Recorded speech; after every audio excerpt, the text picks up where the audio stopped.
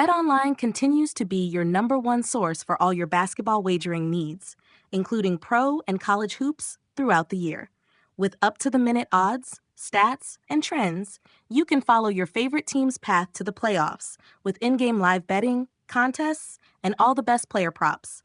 Experience the world's best wagering platform anytime from your desktop or your mobile devices. Head to BetOnline today to become part of the team, and remember to use promo code BLEAV for your 50% welcome bonus on your first deposit.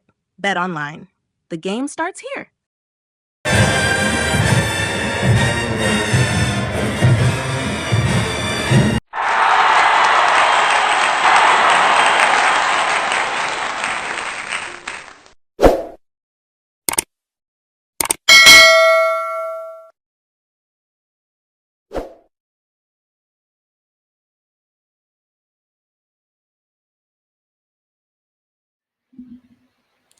What's happening? What up, though? What it do? Welcome back. I need my pom-pom. Welcome back to Tiger Talk with the 1400 Club. This is Band Sessions with the Boom. It's your boy, Terrell Key, a.k.a. T-Reezy. And this is your girl, Danielle, a.k.a. Donnie 2. And I'm Toby Johnson, a.k.a. Fury Styles, 009. Hold up, Danielle. You didn't change your name. I thought you were Done Yeezy. Who are you today? You have a lot of different names. We got to figure this out now. Well, that's my Instagram handle. Okay. I'll take that. I'll take that. All right, y'all. So once again, if you have not taken the opportunity to follow us and keep up with us, check us out on all of your platforms that you receive your podcast. We got Spotify, we got YouTube. Go to YouTube, click the like button, and click on the bell. Keep up with us, follow, subscribe, because it all helps the cause. That's the I love, ladies and gentlemen. So we back again, once again, Toby Danielle. How are you guys doing on this wonderful day?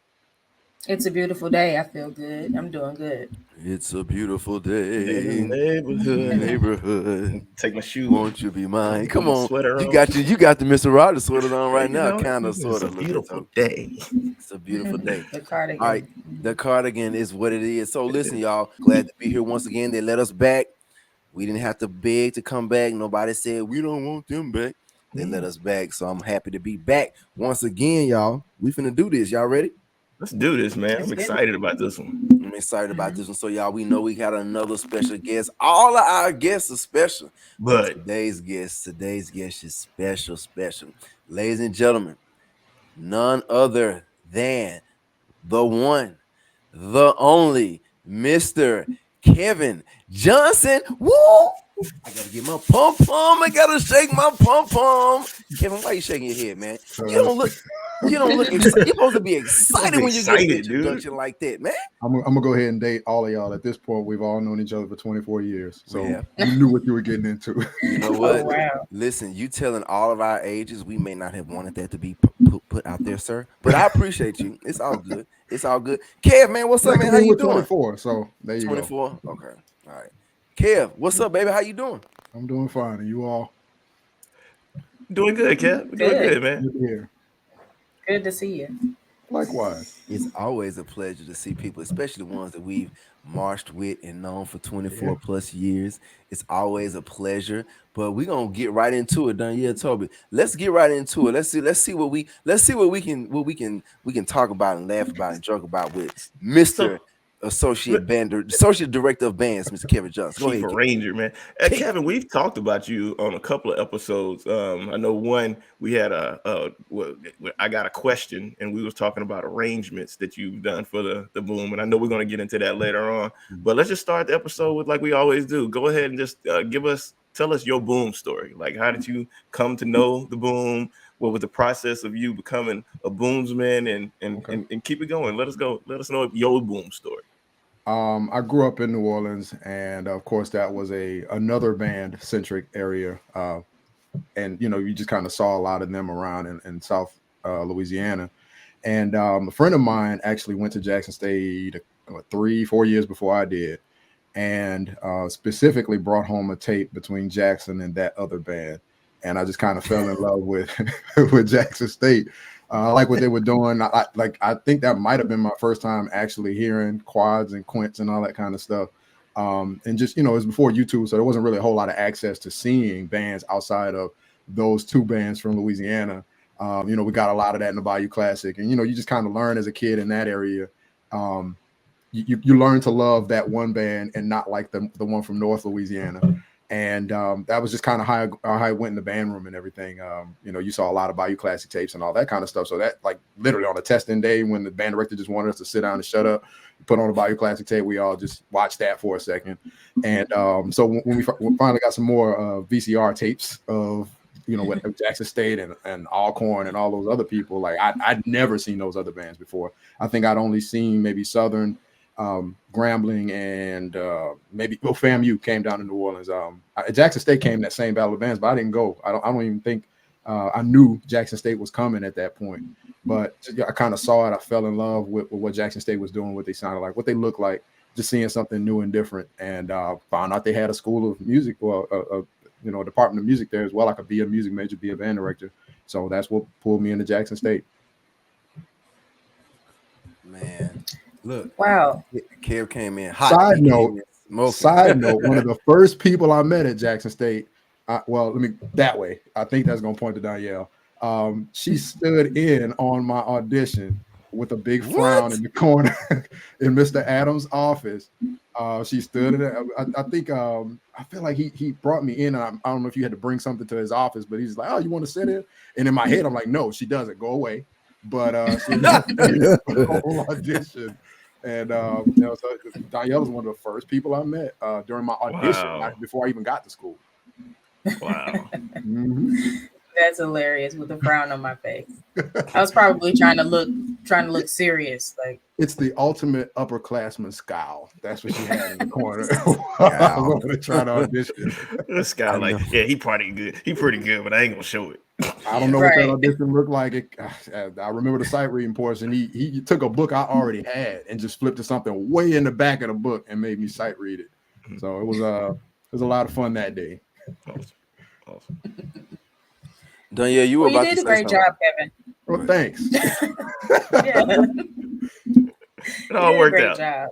Yeah, it all worked out. I was going to say, and then I ended up in his office my first year there. The place where I auditioned was my first office when I got to the music. Wow. That's so cool. The weird turn of events. Right. I never knew that. Never knew that. Danielle, you about to say something? Were you about to say something, Danielle? I was about to ask, what made you want to be a band director? Because you said you learned that Jackson State had a department of music and that you could become a music major. So what led you to want to be a band director? I think every band director wants to be a band director because of their band director. I had a great band director in high school. Matter of fact, he was the one that took us up to Jackson State to audition and everything. So, I got in the band. I got in the band by accident. In eighth grade, a couple of friends of mine who used to tell me I never go anywhere and I don't do anything, peer pressured me into going to the homecoming game and the pep rally. The ticket came with it. So I remember being in the auditorium and seeing the band down there, and I was like, "Oh, that's kind of cool." And then we went to the football game. They used to take us on a school bus so we could get out of school early. So I'm like, why not? I went to the homecoming game and I saw the band on the field playing like a radio song, like a song that was actually on the radio. I was like, "Oh wow, I didn't know bands really did that." Because there were other really good high school bands, of course, in the city, but I guess I just didn't really pay attention to them. And kind of seeing that we had one, made me want to join the band. So I joined I went to the band room like that next Monday, and I asked the band director if I could join. And so this was like second semester, eighth grade year, out of nowhere. I don't even know. I just kind of ended up in the band room at that point. And I thought I had to, I was in beginning band, and I thought I had to be in advanced band to even join the marching band and stuff. So by the end of the year, one of the upperclassmen, like I think he's a junior or senior, he was like, "Hey, you coming to band camp?" I was like, "No, I got 2 more years until I join advanced band." And he's like, "Nah, come on to band camp." And I ended up going to summer band camp and getting the marching band and everything. And my junior year, we got the band director that I ended up with my senior year. He was the one that kind of just like, what? I like what he's doing. I kind of want to do that. And like I said, I auditioned, and the rest is kind of history, I guess. Wow. Hey, what instrument did you play for the people that may or may not know? What instrument did you play? Like every good French horn player, I started on trumpet. Right, we all did. And We I all started on started. trumpet.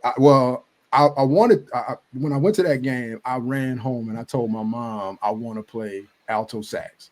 And What? yeah, I wanted to play alto sax. You look like an And she said, old "Oh, New your uncle Orleans has a trumpet jazz. in the closet." And I was boy. like, "Yeah, I want to play alto sax." And she was like, "Well, look, your uncle has an old trumpet in the closet. So if you want to get in that band, go play this trumpet." So I played trumpet for a couple of years, and I didn't even know what a mellophone or French horn was. I remember there was this one guy in band class that used to have this weird curly horn sitting in the side, but we didn't even know what it was. And every time he played it, it just sounded like spit was popping in the horn. I was like, "Oh, that's terrible. I don't ever want to touch that." So another band in the city actually played a song that we played in the marching band, and we were listening to it in the band room on a cassette, of course. And I was like, "Dang, that's their song sounds completely different than ours." And we playing the same, I could tell we playing the same arrangement and everything. But I asked one of the older guys, I was like, "What is that part that we don't have?" He was like, "Oh, it's a mellophone part." So I went home and I got the Yellow Pages, an actual phone book, and I called like every music store in the Metro New Orleans area trying to find a mellophone to see what it was and how much it cost. And I found a mellophone in the suburb, and it was $140, and I put it on Wow. layaway and paid like $25 a month till I got my mellophone. And What? pushing forward, like when we got that new band director, I did like every good band member did. I lied and I said I played percussion. So I went and I played keyboard and piano and stuff in church, so I could play the mallets, and that's all. I didn't want to play snares. I just want to play the mallets in the back of the band room. And he was a new director. We hadn't had band practice, marching band practice yet. So we start practice, and I go to get my mellophone, and he's like, "Well, what are you doing?" I was like, "Oh, I play mellophone in the marching band." And he didn't say it out loud, but I could imagine in his head. He was like, "Oh, okay, bet." And then like a couple of months later, he's like, "Yeah, you're gonna play French horn in concert band and in class and stuff." So he put me on the horn, like I want to say like right before the Christmas concert, and I stayed there pretty much the rest of my time in high school and up until now, basically. Wow. Man, I never knew that. I feel I didn't know like that either. I never knew that. So we know when we bring people on that we know, especially the ones that we've marched with, we feel like we know almost everything about them or most things about them. And Kev, it's like in every time we bring somebody on, we learn something new about the people that we have marched with for 4 years, 3 years, 2 years. But then we learn something. Be like, wait a minute, you did what? Like I never knew that. So that's actually a unique story about how you got on the French horn and how you got on the mellophone. The Yellow Pages, man. This generation don't even know what those two words mean. Yellow Yeah, Pages, like that's a What's book. that? Like what is that? There are a numbers in phone there. book. I had this conversation with a student, and we were talking about phone books and stuff, and they were like, "So everybody's phone number and address was just in a book?" I was like, "Yeah." So how did y'all get it? I was like, "They used to just drop it off in front of your house." So they gave Bag, in a everybody's phone. bag. Because I guess now, like you think about information and stuff like that, and people are a lot crazier than they were, back in the 80s and the 90s. So like, yeah, we had everybody's phone number. Like that's how it went. When we were in school, you had a phone book at home and you could go look up a pizza place. That's how you found a pizza place. Right. Our phone number was really close to when I was a kid, it was close to Winn-Dixie's, a grocery store. So people used to call our house all the time asking if we were the grocery store. Is your refrigerator running? Yeah, so like at that point, I'm a stupid little kid. Of course, I started answering like I'm Winn-Dixie at that point. When Dixie, may I help you? When Dixie, Kevin speaking, may I help you? Do y'all have such? Yeah, we got them on. I mean, like it was ridiculous, man. Buy one, get the I think it was BOGO. like one number off. So like people used to Big call five. asking us if we were the grocery store all the time. That's hilarious. That's so funny. We got lamb chops. They BOGO. Look, that can go so far. That can go so many different ways. We could take that so many different ways. Like so what were the hours of the grocery store? Like, did they call you guys up until 9 p.m.? Like, what was the really time frame? I taught middle school for a very long time. As a matter of fact, I just had this conversation with Tobin not too long ago. The 7th grade boy is the dumbest organism on the entire planet. So we had that phone number when I was a 7th grader. Oh, I can't imagine the stupid stuff I told people on that phone. Crazy. So look, so check this out. So So many jokes. you So many said jokes. something. So Kev, you said something that kind of sparked. So Okay. let's go back a little bit. So let's go. So from Jackson State, made to the Sunny Boom of the South. Then yeah, it was like, what made you be a band director? Let's talk about that in between space between Jackson State graduating and then being associate director of bands. Talk a little bit about that real quick for me, if you don't mind. Okay. I started teaching in '05, and I taught at, crazy enough, when I got my first job, it had just become a high school. And now that school, I think they just shut it down because of low enrollment. But they'd opened it because some of the other schools were larger, were overcrowded in the area. And I taught there in Louisiana for 3 years. And I'm of course I met some great students there. Learned a whole freaking lot, because you just like, man, I wish that I could, if I could go back and tell my 22, 23-year old self, what I knew even at 26, I would have the greatest band on the planet at that point. Mhm. But it was right after Katrina. It was really tough. We'd evacuated to Memphis, and my right, my principal had called me, and she was like, "Well, the school's opening back up. I think it was October 6th in '05," and I was like, "Well, I had gone home and I saw the house, so I didn't have a house to go home to." And she actually, her and her husband and her sons, I stayed on a pallet, on an airbed in her house for probably about 2 or 3 months when I first started teaching. I'm forever grateful to them, because I mean, they gave me a place to stay. And even Wow. after I left them, I actually rented a house that her dad owned. So I'm completely indebted to them for having a place to stay, for a solid 3 years of my life working. Um, and then my mom had taken sick, and my little brother was in 8th grade, and I just kind of didn't like driving 6 hours and stuff. My grandmother was ill. My mom was about to have surgery. My little brother was in 8th grade going to 9th grade. Like, I probably don't need to be 6 hours away. So I ended up moving to Memphis, and I taught at Craigmont Middle School for 6 years. And I love Jackson State, but Craigmont holds a very, very, very strong place in my heart. I can't express how much I learned. I had amazing kids. I actually had some kids that I started in 6th grade, that ended up going to Jackson State. I think the last one graduated last year. So I got to see probably about 4 or 5 of my students from first note to college Wow. graduation. So, That's great. that's a Oh, super special place in my heart, because I should have been paying Memphis City Schools to go to work. I mean, it was just a wow. great place to be. And I think for Shout like out maybe him. the last 3 or 4 years of that Craigmont job, this guy that I met in college that lived in Florida kept calling me like, "Hey, we lost the band director. Hey, we lost the band," every freaking year. And Who I'm was like, the guy? Who was the I guy? don't know who it was, but like every year he's like, "Man, we lost the band director. We lost the band director." And one spring break, I went to Tampa to visit Toby, and I went to work during spring break. I went up there and sat in their band room for like a good couple of hours and talked to the band director and everything. But it wasn't that year. Memphis got taken over by Shelby County. My last year they merged, and it was just kind of one of those things where it's time to find a different place to be. So I finally took that jump and went to Tampa, and I taught in Tampa for 2 years, in an outlandishly affluent area with the feeder high school. The student parking lot was full of Land Rovers and Mercedes Benzes and BMWs and cars that were better than mine at that point. Of course. Right. Mine at this point. I met some really, really great kids out there. Great co-workers. The assistant principal was whatever. But I met the high school band director and just kind of learned a lot about I'm visibly black. I went to a pretty mixed high school at HBCU, and then I went and taught at a black school. So I'd never been in a band that was kind of patterned after PWI, and kind of seeing how that band camp ran and all that kind of stuff was like really important.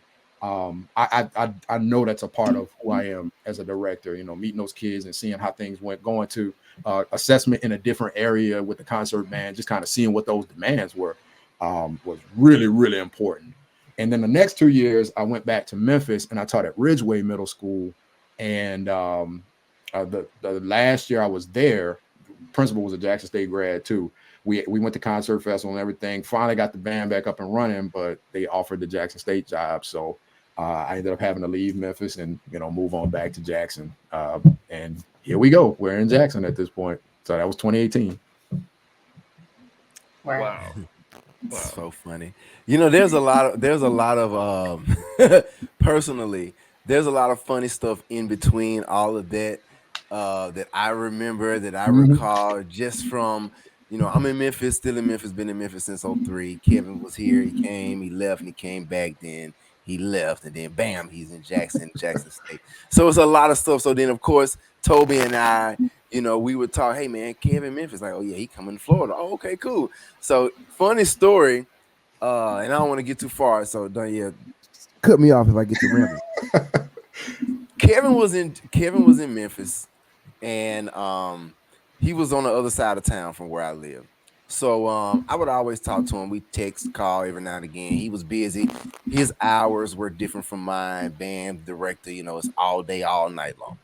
So I would randomly hit Kevan up. Yo, what's happening? You good? You good? Yeah, man, I'm good. I'm getting ready to move to Florida. I'm like, okay, cool. I said, well, man, let me know if you need me to help you move anything. He texted me back and said, I'm already on the road here in Florida. I'm like, you gone? Like, I just saw you. Like, we had just had lunch. Kevan and I, we went down into that place on Main Street. Main Street. Yeah, sure we did. Just had lunch probably a couple of days before that. Kev didn't say a word. He was like, yeah, man, I'm thinking about moving. I think I'm about to move to Florida. But he was already on the road. I'm like, I'm ready to help you pack up. You mean to help you load the U-Haul? He was like, I'm good, man. I appreciate it. He was gone in the wind. But it's crazy, like the whole Kevan Johnson story, man. It's like, man, I shouts out to you, man. I appreciate everything you've done. Just man, your mark in the city is still here. It's people that I've meet, and Ollie Liddell is here. So I've hung out with Ollie a few times. We go over to his crib, and of course, there's a whole bunch of band heads over there. And so, like, the band head world is like band heads. Like, we talk about people that were very instrumental in the band world, and your name has come up a million times. I'm like, Kev, like, and we played the same instrument. Like, of course I know Kev. Since you say Ollie, I'm gonna go ahead and shout out Ollie because shout him out. He wasn't my feeder school in Memphis, but Ollie used to take a lot of my kids into his band. And I'm gonna go ahead and pat myself on the back. I had solid players, but they would go over there to Ollie and just become like, I wouldn't even recognize him no more. Like what he does, how he would develop him and stuff like that. I mean, just they could play a scale or two when they got there, but good grief, to hit a growth and stuff like that after being a part of his program. And I appreciate that. I'm not their father, but you get middle school kids and you That's see your kid, man. Yeah, middle school kids are really, I talk about that quite a bit, how similar middle school kids are to college kids, and that you get there as this young little bitty sixth grader and you leave as a young adult, as an eighth grader. And so you grow really, really attached to them. And they, like I said, to see them go over there to Ollie and like, just when I say scholarship ready, right? He really does a great job with the students that he has, and I'm grateful that he kept the kids that I had engaged in band and interested and able to support themselves, with a scholarship after they graduate. Yeah. Awesome. Shout out to Ollie. Most definitely. So speaking of your amazing talent as a band director, let's get into what you're doing now, right? Okay. Which is you're known as the chief arranger of the Sounding Room. Yeah. South at Jackson State University. Let's look. And, he's that guy. Yeah, he's that guy. Yeah, we're talking about arrangements, right? Arrangement. Okay, he's that guy. So I want to know how did you become interested in arranging? It definitely came from church, like probably every black man's story. I remember we were at I don't know what to call them, like it was a Baptist Congress or something like that. We'd go in the summer and spend a week away. Yeah. And we had a little band at the Congress, and it was like the weirdest instrumentation ever. It was like 6 glockenspiels, maybe a trombone, maybe a saxophone, definitely a mellophone, and I don't remember what else. But we were all talking, and we were just kind of sitting in the band class, and it was like, man, we should play this song at the it was like a final presentation, like a last night type deal where they let all the drill teams would come out, or the band would play, and all that kind of stuff. And they were like, well, yeah, we should play XYZ song. I was like, well, I think it was Jesus is Real or something like that. And I had, for some odd reason, I had some paper with me, some staff. I had some staff paper with me, and I scribbled out the parts and stuff, and we played it that last night. I was like, oh, so that's how this works. And I used to just be sitting in high school. We didn't have notation software. I didn't have it at that point.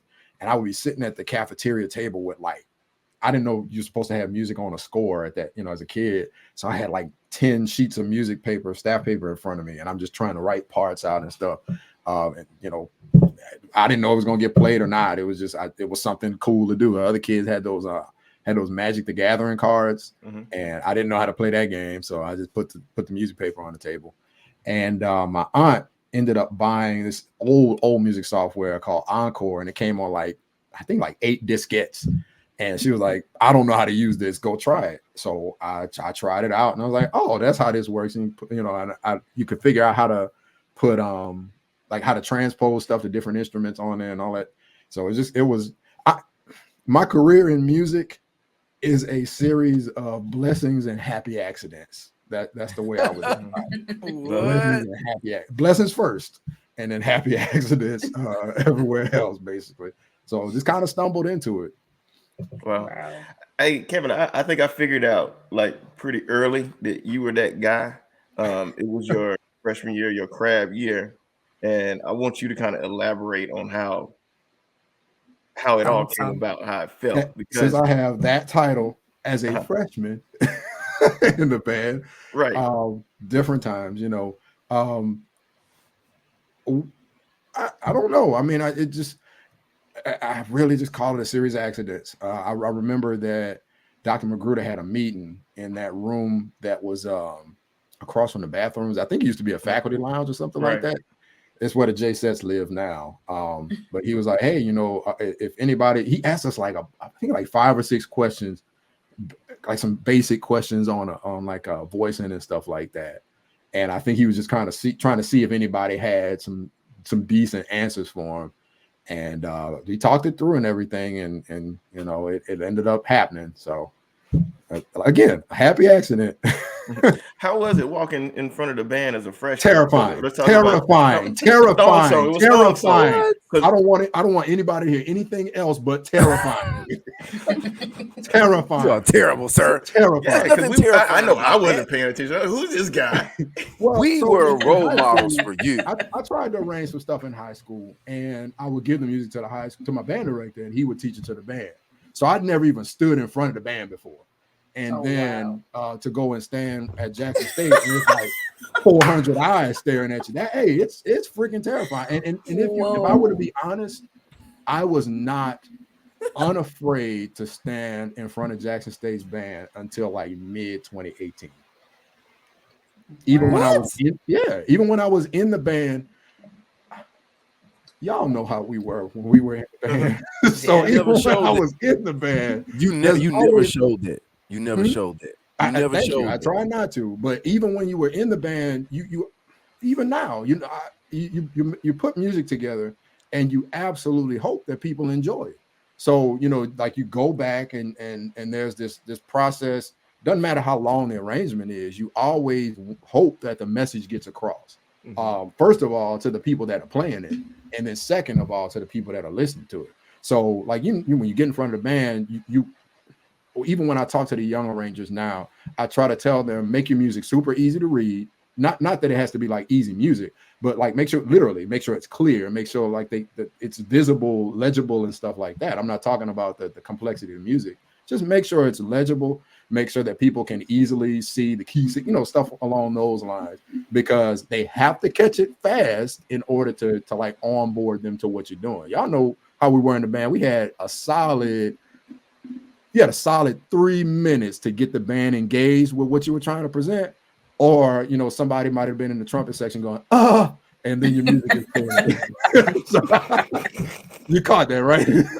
Well, yeah, it's always an element of you create this art, you know, not from the standpoint of composition, but you know, you present this thing that you worked on, and I hope the message gets across. And sometimes it still doesn't. Even, you know, this late in my career, we play songs in the band room, and I'm like, yeah, we're not gonna play this one. You know, it just some of it works, some of it doesn't.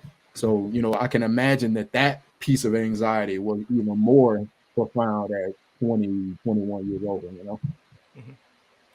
Now you So faked that well. I he mean, like did. not showing He kept it. the anxiety and the stress inside. I Toby, call it I'm right like there next Denzel. to him. I'm like, it's Denzel on the outside, but it's Samuel L on the inside. It's like snakes Toby, on the fake plane. we in the You know, same like, section. I never you're saw like, that. oh, I'm looking at him like, I never saw okay. it. So look, so Danielle was asking what got you into arrangement. So I remember you arranged a song for us your freshman year. Mhm. What was that song, sir? Do you recall? Twas the thong song. We Twas played it. We played it Was again the in Was Let's the go. 2020. thong song. And here's the crazy Dong, part. dong, dong, If dong. I were a director and I presented that to me now, no way in heck I would have done it. Why It made, not? well, because like Man, that just song was a hit. thanks, Thong but songs like just the loaded. I look at it for, like, again, we played it like 2021 or 2020, something like that, and just like, man, I hope this doesn't come across arrogant, but just like I could hear the 20 something year difference. Like, it was, good Lord, like this, Wow. just like from the standpoint of looking back, I'm like, think about it. You look at a paper that you had from kindergarten where you were writing, you know, you're like, man, my letters were unclear and all that kind of stuff. And now, you know, looking at it from that standpoint, I was like, man, I wish I'd have got about 3 or 4 more hints or tips on it, that I could have refined some things and just, you know, just made a better product.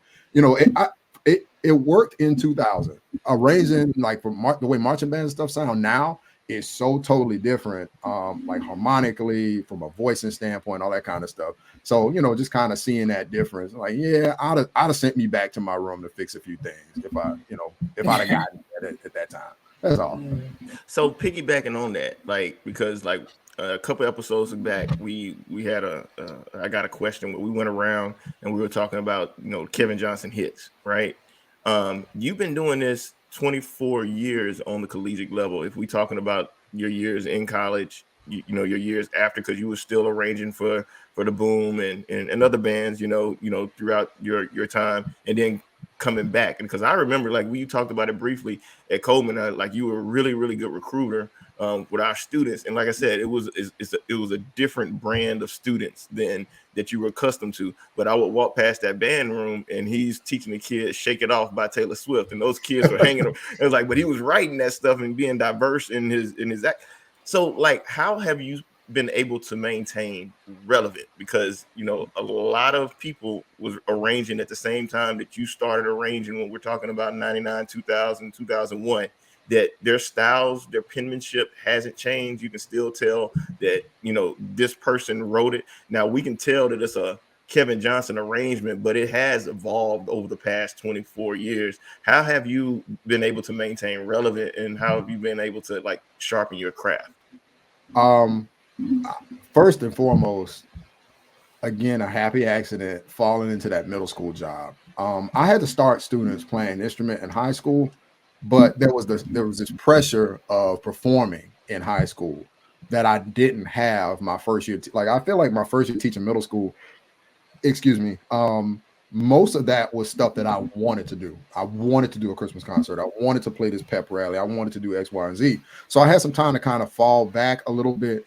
And you know, the school hadn't really had a strong band before, so there was a low expectation at that point. So I had a little grace in that respect to really dig in and teach my kids how to play the instrument, not march all over the place and stuff without barely knowing how to play. And in teaching those really young kids how to play the instrument, there's kind of like this series of cheat codes, I guess. You figure out, like, man, if a kid is going to play trumpet, it's going to do these things. If a kid is going to play trombone, it's going to do these things. And, like, you learn the tendencies of the instruments. You learn what the instruments speak the best and all that kind of stuff. And you know, like modern notation software, if you put a note on an instrument and it's too high, it'll usually start coloring it yellow or red and stuff like that. So if I look at like older arrangements, if I were to put them into the modern software, they would be yellow and red all over the place. And like just kind of learning how the instrument speaks their native voice makes it a lot easier to make the instrument sound its best. And I learned a lot of what sounds the best on the instrument by teaching 6th, 7th, and 8th graders, especially beginners. And I would tell anybody, I think there's a distinct difference between stuff I did in 08 on up versus 07 and back, because 08 is when I started teaching middle school. And I was like, oh, I didn't have collegiate players. So I had to make the sound that I want come out of a 6th grade, 7th grade, 8th grade band, and kind of figuring out how to make that sound the same with a different instrumentation or younger kids, I think was a big help in helping me to learn how to make the instrument speak the best. And I'm a Gemini, so we're adaptable, and I think maybe that's what it is as far as like keeping up with what's going on now. We have kids in the band, and we get kids because we're competitive in this arena, and I have to kind of keep tabs on what works. Like literally looking at, I have this piece of music here, and I can see, oh, they're not engaged to play this part. That's not gonna work. Let me scrap it. Let me pull it back and put something in there and kind of watch their reactions. Oh, okay, that is more engaging. They enjoy playing it like that. And then I carry that, to another song, or just kind of put that in my memory bank. Oh, that worked. This didn't. Let me not use that. Wow. Wow. So you said something. So I got a question. So yeah, I got a question. So like Danielle Toby, here's something that that Kevin just said that really I never even thought about. He just said something about there was a part that he may have written that the kids may not have been engaged in. I don't remember Mr. Adams, Dr. Magruder, Doc, whoever was the arranger. Ollie wrote some stuff for us. Kevin wrote some stuff for us when we were in the band. I don't remember getting a piece of music and not being engaged in what the part was. All we were taught was, here's the music, learn it. Imagination, Black and Blues, Get Ready. I mean, Swoop. I mean, I don't remember. So, Toby, Danielle, do y'all even remember like getting a piece of music based on what Kev just said and not being engaged in the part? That don't even make sense to me. That's new. I do. I know there were certain parts like that William Bethel wrote. Like it wasn't everything that he wrote, but it was certain parts. It was like, oh, like I really like this part, or you enjoyed playing it, and you can see like the body language of everybody. Like, oh, like yeah, here it comes. You know what I'm saying? So like, yeah, I get it. I don't know, and it's not a shout out to anybody else, but being that in tune into your craft of arranging to be able to notice that the kids are engaged at this moment. They're playing like, I'll even say like a French horn part. Like it was a time where I never heard the da da da da da in PYT. And then suddenly you hear it, and it was like, oh, and then you see everybody else on that line get excited about it because you know it's going to pierce through, and people are going to hear your part. There's certain parts and cadences and I would say maybe think of it this way. Terrell, what was your favorite song? Like, or it doesn't have to be one. Like what were some of your favorite songs that you played? I'll give you one. 7-Day Weekend. Why? Because of the mellophone part. Exactly. Exactly. That's crazy. You're right. Engaged. I never thought about that. It was prominent. It was like one of those songs that we played where the mellophone part like sliced through the whole rest of the song. So like you were engaged in that part. Damn. Versus God, what was the name of that song? Outstanding. Close the door. Oh my goodness. Close the door. Close the door. I did not like that song. Close the door. Like so I remember it was all of our music used to be on those little half sheets. Yeah. Close the door was on like 11 by 17 because it was so long. It was like it was so long. Legal paper. It was so long. But like the part was like it was redundant, or you're playing the same thing over and over, so you kind of zone out. And like literally think about, we were more, I'm gonna go ahead and say it, we were more disciplined back when we were in the band. Yeah. We could sit there with our longer attention spans because we weren't, like we didn't have a smartphone sitting there in front of us. So like that's just that's nature of the beast. That's no shade to the the modern generation. even us, like if we're sitting for a couple of minutes, you know, us millennials, zennials, whatever, we're looking for the phone as well. You know what I'm saying? So like now that's where the students are. So it's I don't think it's a bad thing. It's more of a hey, get to the good part, man. Like get to the part Get of to the the point. song that's TikTok, man. interesting. Go on. Yeah. You know, like it's so consumable. Think about it. You can look at a band now, and and I do it quite a bit. You know, if the song isn't pushing, you gonna hit the button and scroll it forward and go to the Guilty. next band. You know, or Yep. go to the next clip or the next song. So you have to be more eye catching and more engaging now. We played like our book. We may have played a fifth quarter, right? And we were okay to play that same fifth quarter the next week because nobody was able to consume. You know, like you know, for instance, when we were in the band, we go to Pine Bluff, right? I didn't see that Pine Bluff fifth quarter from that super long one from our freshman year. Yeah. I didn't see it until it was on YouTube. I didn't know anybody who had a tape of it. So wow. at that point, you know, and how would I get a band tape? You're in Memphis, you're in Tampa. Where are you now, young Georgia?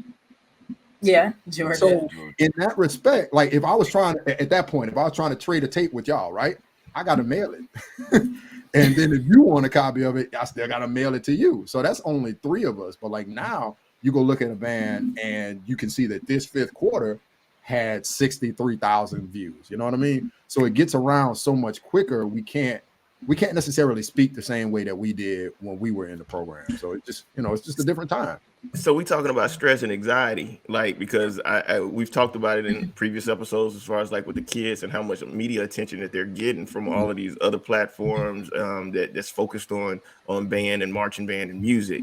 And like I know you and I've had a conversation where you will go into sectionals and you'll hear kids practicing a part and it's sounding different than it did the last week, and you can tell what outlet on YouTube they've been listening to based off of the critiques and things like that.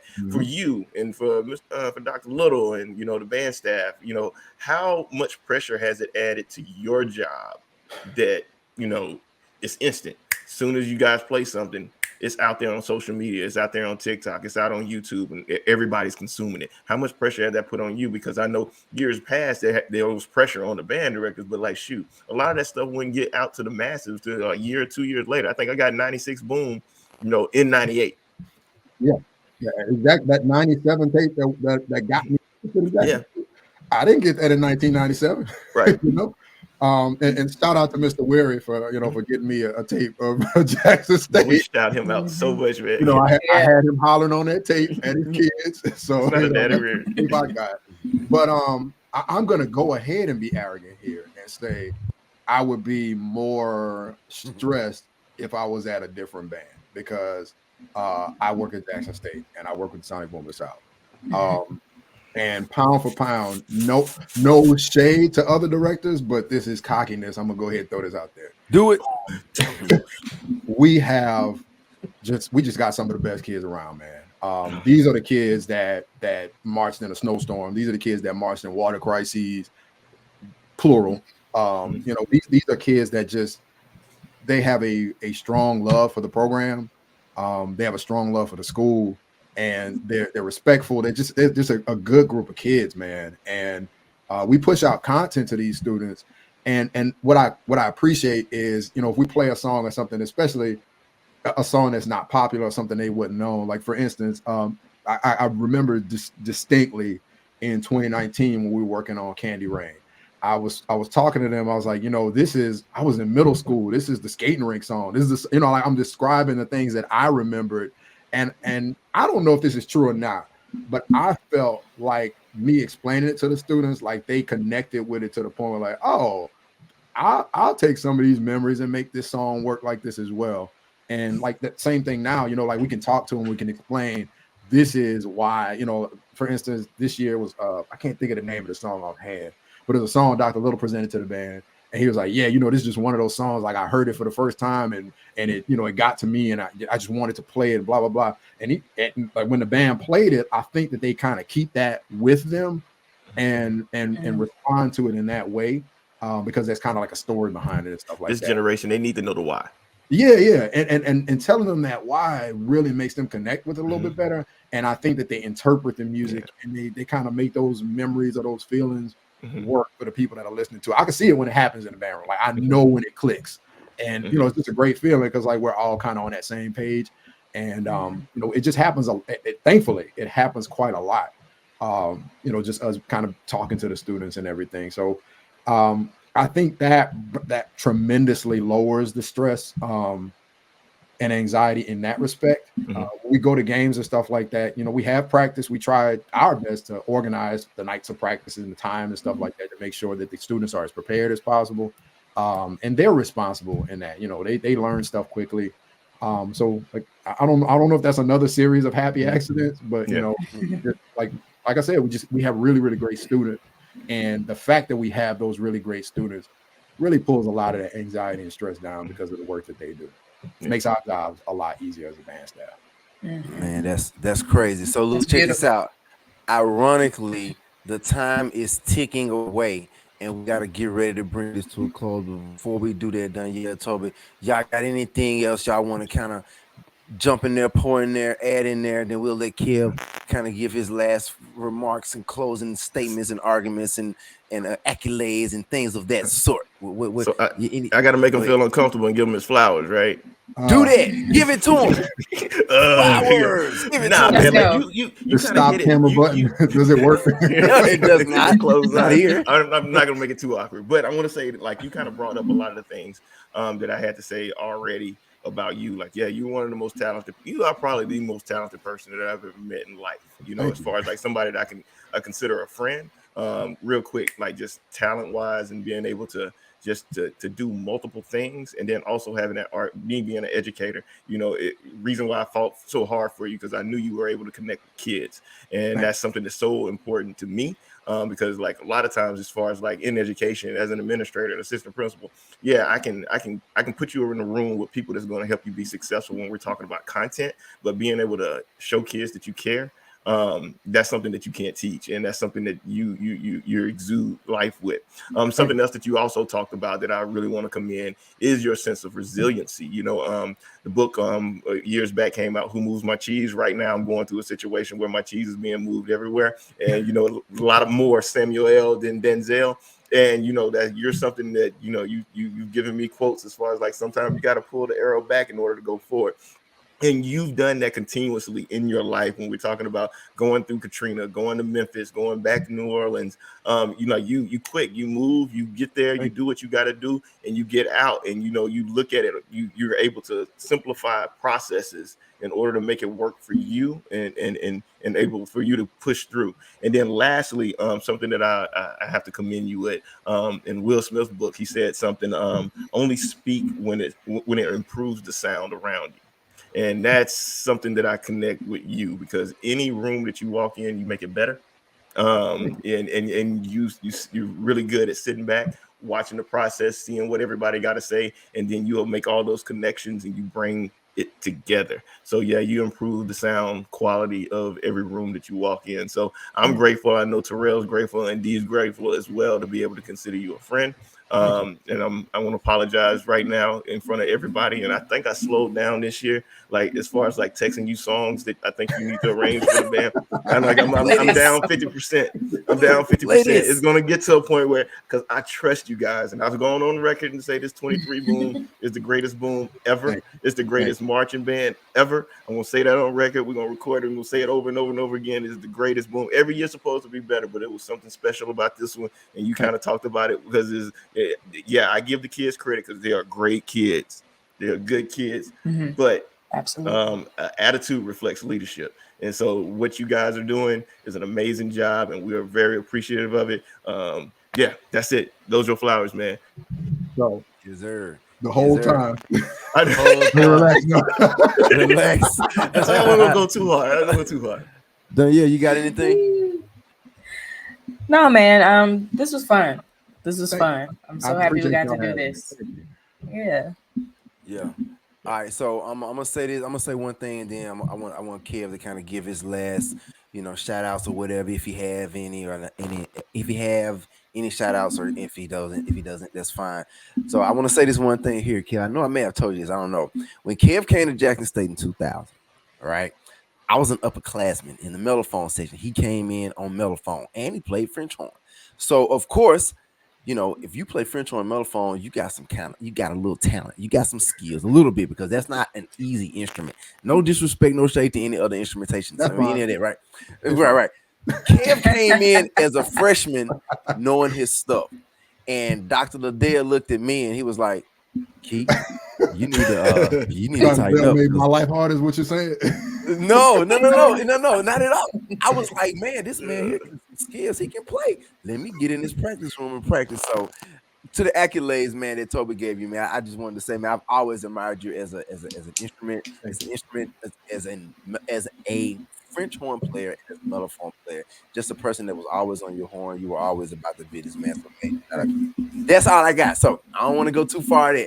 Kev, do you have any closing remarks, shout out, something you want to say, something you want to get off your chest? You want to tell Toby something that you've been wanting to tell him for the last 20 years that you've been holding in? You can say it right now. Never moved to Tampa, man.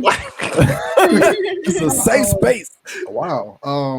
If I thank everybody I screwed up, you know, I think my mom, of course, I made so much noise in the house as a kid. Good God.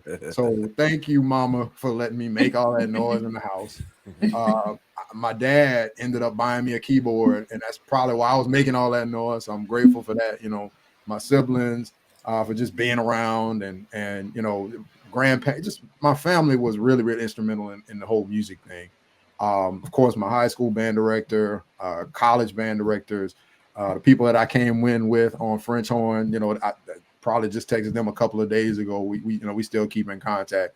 But most important as an educator, at this point, almost 20 years of teaching, I've met a lot of kids, and every last one of those kids that I've met, and I'm sure the ones that I will meet, have taught me something that has made me the educator that I am. So, you know, I'm just really grateful to the students that have inspired me, that have taught me, that have put up with me, all of those types of things. You know, as a teacher, that's what makes you, that's your job, the students. So co-workers, principals, good ones and bad ones, I learned from those. Haven't had too many bad ones, thankfully. So, you know, I'm just, all the people that I've met, I'm really grateful. You know, with I heard a saying that was, everything is practice for something. So like, every person that I've met has taught me something that I can use in practice. Hopefully it'll help somebody else. I'm really grateful for all that. All good. Well, man, we appreciate you, bro. We appreciate your time, man. Always a pleasure to have a conversation with you on and off the air. It's just great to be in your space, man. We appreciate you, man. Thank you all. Once again, thanks again for coming on to Tiger Talk with the 1400 Club. Y'all tuning in to Band Sessions with The Boom. We have had Mr. Kevan Johnson on, the Associate Director of Bands for the Jackson State University. Yes, let me make sure I say their names. The band say it staff, right. Roderick Little, Chloe Crowley, and Courtney Lett currently. Thank you all. Because when you talk about people that's got to put up with me, definitely them. So really shout out to Chloe. She's been on the show. We're reaching out to Rod. We got to get Rod on. Yeah. That's what's up. All right, y'all. So we about to sign out. Thank y'all for tuning in once again. Band Sessions with The Boom. This is Tiger Talk with the 1400 Club, and we out of here. Peace out. Peace.